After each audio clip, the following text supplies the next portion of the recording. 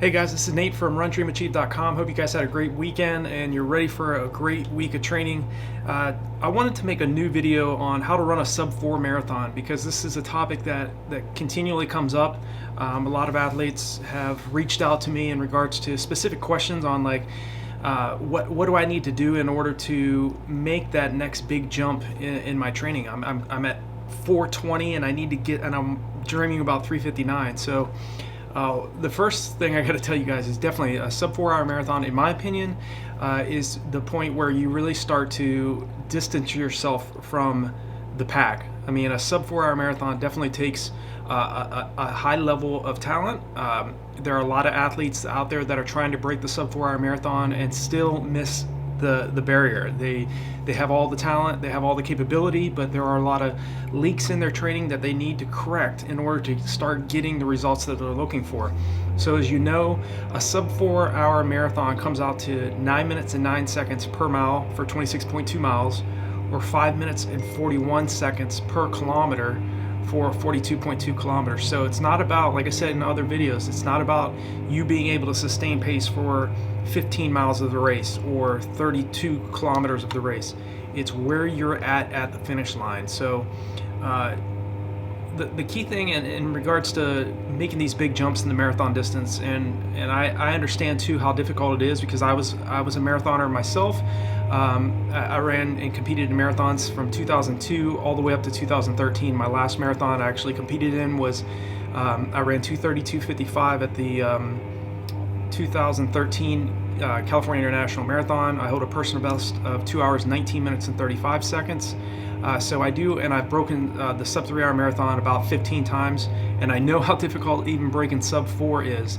Consistent action is definitely the key in regards to you making those big leaps in your training and in your preparation as you lead into your marathons. Especially as we move into 2021, you have to start thinking outside the box and start doing things differently than you did in 2020. So I do have training programs and running courses. I actually have a sub 4 hour marathon course that I've created on RunDreamAchieve.com that may be of interest to you. Obviously there's a lot of free content on RunDreamAchieve.com as well as the videos here that you can learn from. But what I've really tried to do in regards to the courses and the training programs is really break down what you need to be doing on a daily, weekly, monthly basis so that all the guesswork of trying to break a 4 hour marathon is taken away from you, and you know, and you have that knowledge of knowing what you need to be doing each week as to become a sub 4 hour marathon runner. Be thinking about, okay, how can I get this pace? How can I get 9 minutes and 9 seconds or 5 minutes and 41 seconds per kilometer to feel more moderate rather than so taxing and so fatiguing on me when I'm racing? I can sustain this pace for a certain amount of time, but as the race progresses, I have a hard time sustaining that pace. The key thing is not just only training at that pace, so training at goal marathon race pace, but we always talk about training at the anaerobic threshold, where you right around where you race at, but also training at your VO2 max, and that's the point where you're building up so much lactic acid that your body cannot clear it. That's the reason why we can only spend a few seconds to a few minutes running at those intensities. And that goes for all of us. Doesn't matter if you're a 2:19 marathoner such as myself, or you are you've run 4:25 and you're trying to get to 3:59. The same physiological adaptations occur, and that you have to make sure that you're stressing the anaerobic systems of the body. You're training at speeds that you can only withstand and you can only sustain for a few seconds to a few minutes, like those the track workouts, any type of 1 mile repetitions, 2 mile repetitions, repeat 800s, repeat 600s, all these intervals that we focus on. That will make a sub 4 hour marathon pace feel more in control. It's not so taxing on the body. Now granted, it doesn't matter even if you've trained at very high anaerobic levels. It's obviously going to hurt in the latter stages of the marathon. So the mental piece of your preparation is really key. Visualization and mental training is a key piece of your preparation as you lead into 2021. You need to start focusing on mental training as well to break the sub 4 hour marathon.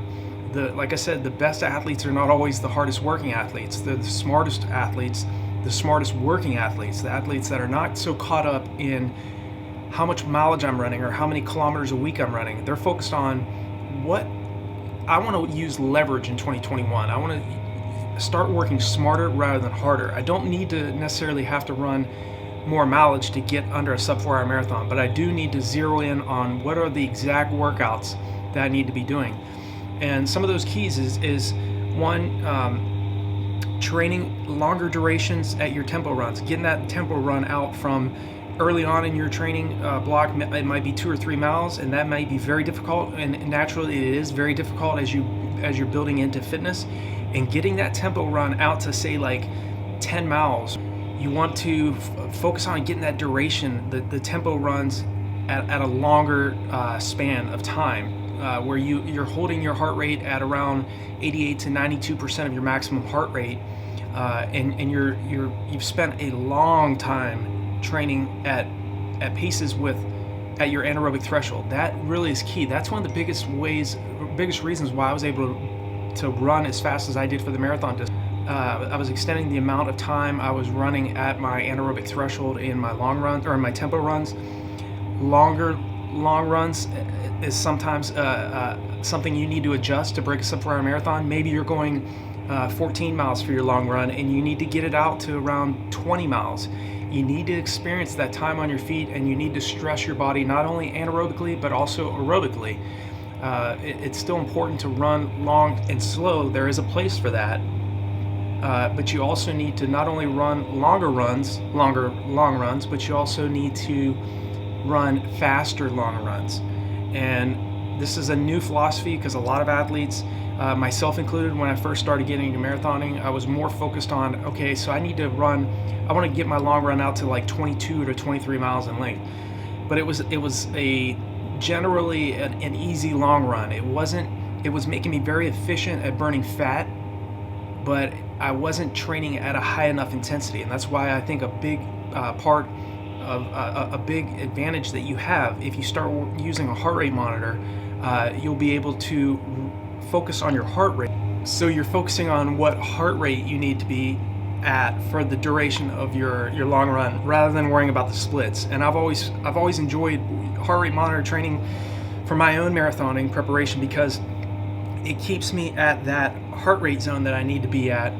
And as you get fitter, your pace is going to get faster and your heart's not going to have to work as hard. So I think to break a sub 4 hour marathon, heart rate monitor training, if you haven't yet implemented that into your training, definitely work on that as you're going into 2021. Invest in a heart rate monitor. I have a few recommendations below this video if you want to check it out. Those are there for you as well. So I think too, a big reason why a lot of athletes don't break this particular barrier is again,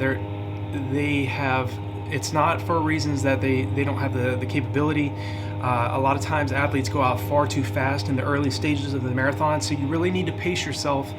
And I've always said this, no one wins a marathon in the first 20 miles. It's really in that last 10K. What are you able to do? Are you able to sustain the pace? A lot of times athletes think that they're speeding up in the latter stages of the marathon, but really they're just sustaining the pace.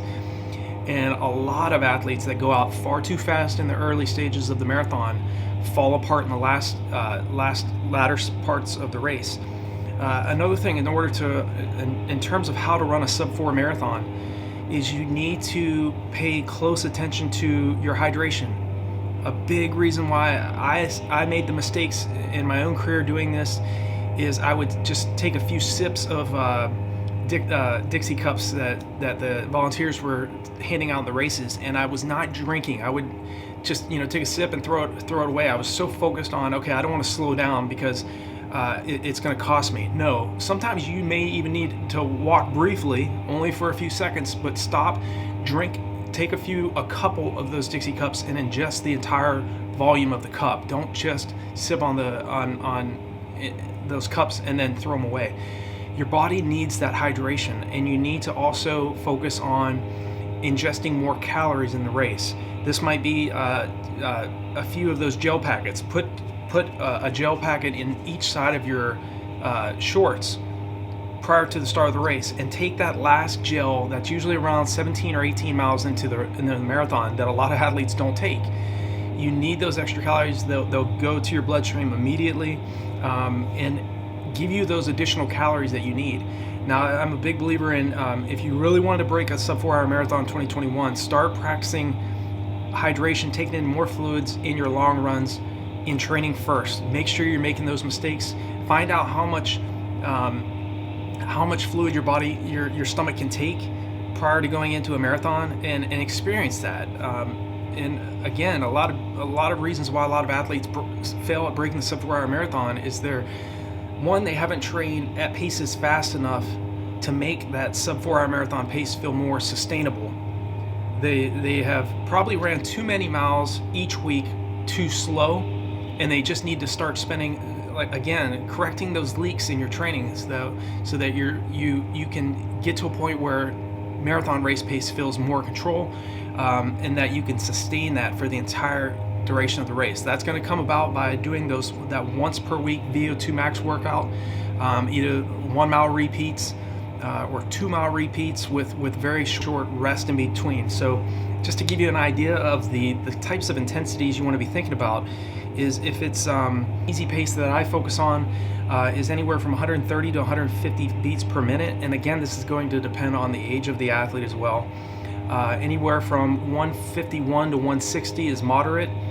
Anywhere from 160 to 165 to 172 is right around anaerobic threshold for a lot of athletes, especially like when I was coming up. I would really focus on running at around 170 to 173 beats per minute, but that's when I was in my early 30s. I'm 44 now, so I wouldn't focus on running that hard. So again, it's going to come down to how old you are and the age of the athlete. VO2 max is going to be anywhere from 175 beats or higher. So that's coming closer to 95 to 100% of your maximum heart rate. But in terms of workouts, easy pace can be anywhere from 10:10 to 11:10 per mile for you. Threshold pace is going to be somewhere around 8:32 mile pace. If you're doing intervals, say 3 times 3 miles on the roads, you want to be running those around 750 per mile pace. If you're doing 1 mile repetitions, you want to focus on, again, running much faster than goal race pace. So your goal race pace is 9:09 per mile. You want to get to a point where you're able to do 5 to 6 1 mile repetitions in around 7:16 to 7:18 per rep. And again, it's going to be low 1440s for each 2 mile if you're doing 3 2 mile repetitions on the track. So in terms of how to run a sub 4 marathon, you need to be thinking about, 1, focusing on your nutrition, focusing on visualization, mental training, what are the best athletes doing, training at paces that are much faster than sub 4 hour marathon race pace, so that again, you can sustain race pace longer. You've experienced what it feels like to be running at closer to your 3K to 10K race pace, and doing this over a long period of time. A sub 4 hour marathon will not fall in your lap, so you have to be patient with yourself. You have to know and have that confidence that I'm trying to do something that so many runners around the world want to do and miss. So you have to think outside the box. You have to invest in yourself, focus and study what the best runners are doing. So I hope this video has been helpful for you guys. If you have any questions and you need further clarification on something that I talked about in this video, leave me a comment below. If you're brand new to the channel, click that subscribe button, hit that bell icon, so when I make new videos, you'll be notified. Even if you're not brand new and you're a regular viewer and you haven't subscribed yet, definitely hit that. Give me a like if you can. I appreciate it. It helps the channel grow. And again, I do the best I can to answer all the questions that you guys have. I know a sub 4 hour marathon is a very respectable time, and my hat's off to you guys that are trying to go after this. I want to see you do it. And let me know below if you're anywhere from 4 hours or above for the marathon, and what you've been doing in the past, and what's caused you not to break this barrier. How close are you? I'm looking forward to hearing that from you guys, because I really want to kind of dig in more to find out what is the leak in your training, and how can we correct that to get you guys the best results that you guys are looking for. And I want 2021 to be the best year for all of you as well. So hope you guys have a great week of training, and I'll talk to you guys on the next video.